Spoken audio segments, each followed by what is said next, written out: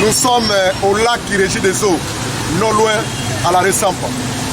Parce qu'il s'agit de la saison pluvieuse et ce cadre devient casse-tête et un chemin de croix, non seulement pour les taximens, les wéwistes, mais aussi pour les piétons. Et surtout qu'on vient de commencer les travaux qui mènent vers la mairie, c'est-à-dire on vient de casser le pont à Ressampa. En tout cas, cette voie est restée une voie principale.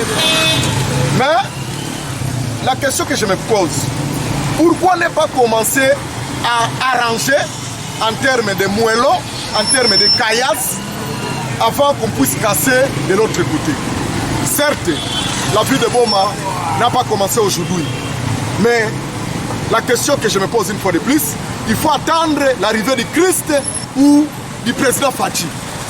En tout cas, nous avons intérêt, d'une manière ou d'une autre, que solution idoine et immédiate soit trouvée pour que cette population-là qui a toujours été victime des injustices ne puisse pas demeurer dans cette catastrophe.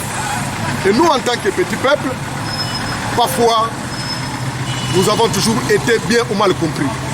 Mais du moins, l'autorité locale ou l'autorité urbaine a intérêt d'être en contact avec l'OVD, c'est-à-dire l'Office de voirie et drainage, avec les grands travaux, qui a signé un contrat de partenariat avec la République démocratique du Congo.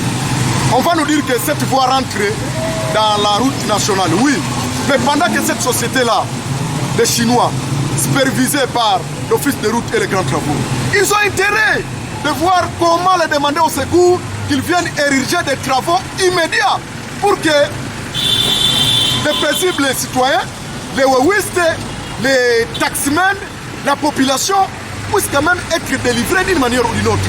Mais toutefois, en tant que bon citoyen, je lance maintenant un SOS.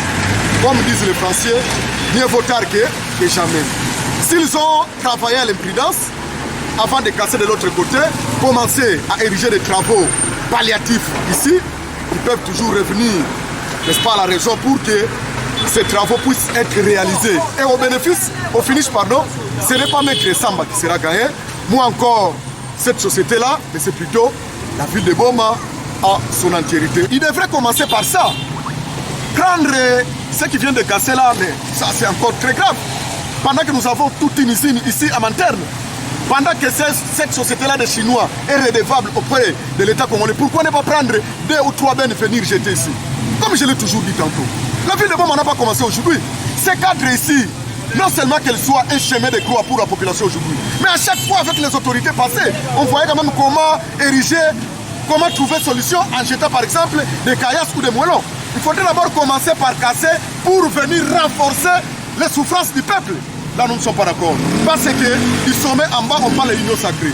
Ici, dans la ville de Boma, de la mairie jusqu'au Saveni, c'est l'union sacrée. Et nous voulons que les donnes puissent changer pour que nous, esclaves de la population, nous, esclaves de l'union sacrée, nous puissions avoir un bon message auprès de cette population qui parfois nous comprend difficilement.